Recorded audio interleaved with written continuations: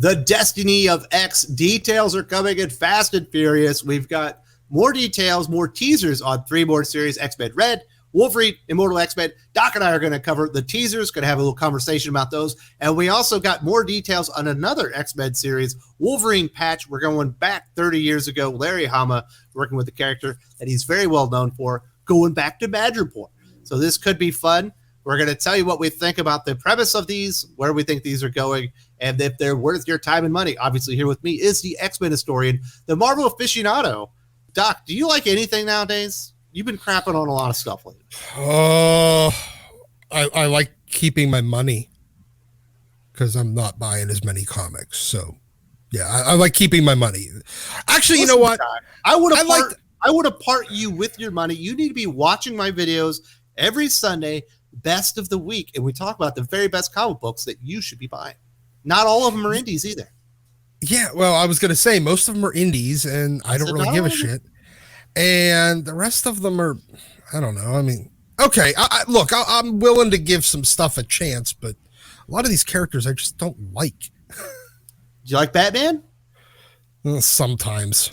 Well, go check out Batman One Dark Knight. I think you like this because you're going to need some frowns to be turned upside down. Not all this news is exciting, but I have bookended this conversation with the 2 things I think you might like. Let's start out with the first, which has a terrible name. I don't know why they're using X-Men Red. That was one of the worst X-Men series in recent memory from Jason Aaron. But it is exactly what we thought it was. Taylor. I'm sorry, it was Tom Taylor. I'm sorry, Jason Aaron's been annoying me lately, but it is Tom Taylor. But this is essentially the series that we thought it was going to be. This is going to be written by Al Ewing, art by Stefano Caselli. Listen, of all the creative teams on all these Wolverine or on these X-Men books, this is the best one, in theory. And this teaser actually shows Storm, the Queen of Mars. She looks to be in some type of power pose. This is going to be coming in April 2022. And the words of the teaser say, "A broken throne for a broken land." I thought Sword was supposed to be about the space station. They've certainly pivoted from concentrating on that to concentrating on Mars after the events of Hellfire Gala. So it seems like a logical landing point for Al Ewing. I'd like the inclusion of Stefano Caselli. Maybe finally Al Ewing can concentrate and keep this story moving forward instead of being, sidetracked every 2 months with an event.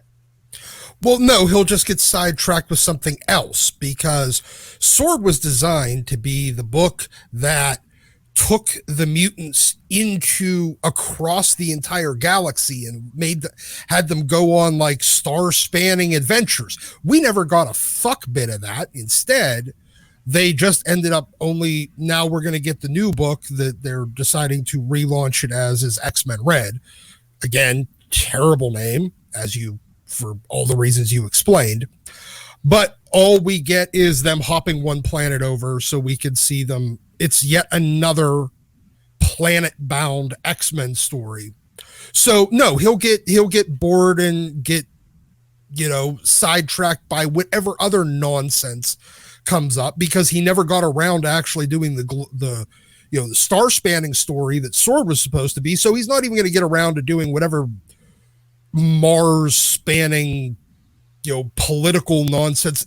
Isn't this exactly what we're going to get in fucking Immortal X-Men anyway? With just a bunch of it doesn't politics. Sound like it. But Doc, if he doesn't get distracted, this could be a good book. Well, it could be interesting stuff here, right? It's got a solid creative team. I will give you that. Al Ewing, Storm's a good character. I like Storm. I'm really, really sick of her in a. Look, I'm tired of Storm as Queen running around doing Queen stuff all the time. She needs to be more grounded. That's the whole point. You juxtapose her. Grounded, she flies. I know, but that's the point. You juxtapose her like Omega level power set with a grounded story with her, like where she herself, the character, is grounded in things that matter. But regardless, this is a good creative team. I really like Stefano Caselli's art. Al Ewing is probably the only talented writer left in that office. And so I'm willing to give this a shot, but I got $5 that gets distracted by something else and never gets around to whatever the fuck premise this book is going to have, because the last one never got around to actually doing its premise either. All right, well, if that happens, I will make a Doc was right video, and I will, I'll be like, hey, he called it. But I think this one, as far as all the books coming out in Destiny of X, has the second most promise behind Legion of X, which we don't have all the details, but that's got to be that Legionnaire story. Now let's get to Wolverine. This is your favorite character, correct? Yep. Yeah. One of my favorite characters. We all love Wolverine. This has been an ongoing.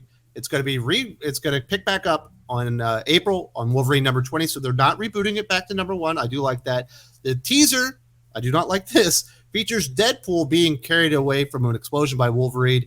And confirms that Ben Percy and Adam Kubert, who's been the best artist outside of Victor Bogdanovich to work on the Wolverine series, will be the artist. It says, can I be on X-Force now? No. What about now? Or how about now? No.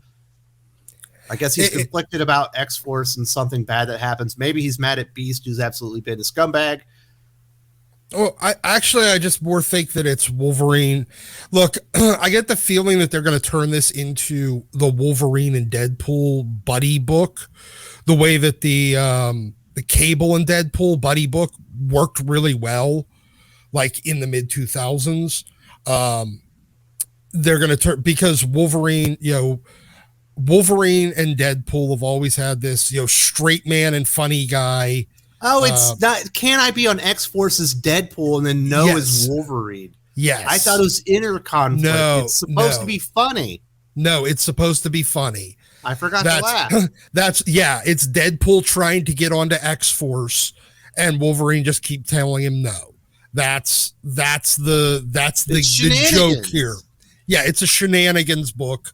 So needless to say, I don't have the Cable and Deadpool dynamic works really well. The Wolverine and Deadpool trying to get that same dynamic only can work in very small doses because Wolverine is too much of a badass for that. Cable's like the soldier that screws around from time to time too, and actually has like a life and wants like that normal life, whereas Wolverine's the gruff loner. So it only works for a short period of time. I'm willing to give this one a shot. It's got the second best promise of all the things that they've, kind of hinted at so far. And especially if it gets Wolverine away from a bunch of nonsense with, what the hell's he doing? Running around trying to play spy and all the stupid shit with their, what was it? The showroom or wherever the hell that mutant and superhero memorabilia legacy house. That's it. All the legacy house nonsense. If you can get us away from that and plant shit, I'll consider it a win. It's an improvement. Don't they still have to finish the vampire story, or did they finish that? Oh, no. I think they just gave that one up too. But because once again, it's another X book that starts an idea, forgets about it like 5 minutes later, and just moves on to the next thing and never resolves a fucking thing. Well, hey, hopefully they'll resolve Zemo, my bad. So we'll see about Wolverine. Hey, that's a great artist once again. Ben Percy, not my favorite guy on X-Men right now, but at the beginning, he was kind of the one that was putting out the most quality books. Maybe he was concentrating so much on 10 Lives, 10 Deaths that he just didn't have time to write good X-Force or Wolverine books. Now let's get over to Immortal X-Men. This one is one that I'm personally have some trepidations about. You dislike Kieran Gillen far more than I do. I think Kieran Gillen has done some really good work. I just don't think he's done it on X-Men so far. But they did reveal a new teaser for Immortal X-Men, which is coming out in March as part of Destiny of X. And it teases Magneto literally walking away from Xavier and Destiny, who are both on the Quiet Council. Perhaps we'll get another vote because we're all looking for more votes on the Quiet Council. And it said to be continued forever. Are you ready to see Magneto walk away from the Quiet Council? Look, I don't care about this. This is exactly what I expected it to be. It's a bunch of pointless interpersonal and backstabbing politics that I don't give a shit about. We've been getting it for 2 years. It should be Immortal Kardashians. Yes, this literally is a fucking reality TV show. This is a Keeping Up with the Kardashians spinoff at this point. I don't care. Now, Lucas Wernick, all right, cool. At least a solid artist on it. Kieran Gillen is boring as hell. And to be continued. You know, this Darth Vader, it's so good. Do you hate Star Wars? Yeah, I don't give a shit about Star Wars. Star Wars bores me to death. You don't like cool stuff. Star Wars bores me to death. It's fine. Look, Maybe I'm fine with watching. Bores me to death. I'm just. All right, cool. You want to hurt me? I'll hurt you. You can't hurt me with things you don't like. But no, I mean, look, the tagline says it right there. To be continued forever. It's literally just going to be an endless rounds and rounds and rounds of fucking reality TV show level, spiteful, petty, personal politics nonsense. And it's just going to go until they cancel it again and fire Kieran Gillen again because, well, they didn't fire him fast enough the first time. To be continued forever might not be the enticing tagline that Jordan White, the Legion of Doofuses over at X-Men, think it is, because you're right. It does imply the story is never going to end. Well, not only does it imply that, but it implies that you're just going to keep getting the exact same nonsense with that looks like a bunch of people fighting in their living room for and arguing about stupid bullshit for, well, as long as they can keep it published. That's what we're going to get, and it's just going to be continued forever. The good thing is Lucas Wernick doesn't have to work with Leah Williams anymore. Step up to Kieran Gillen in my book.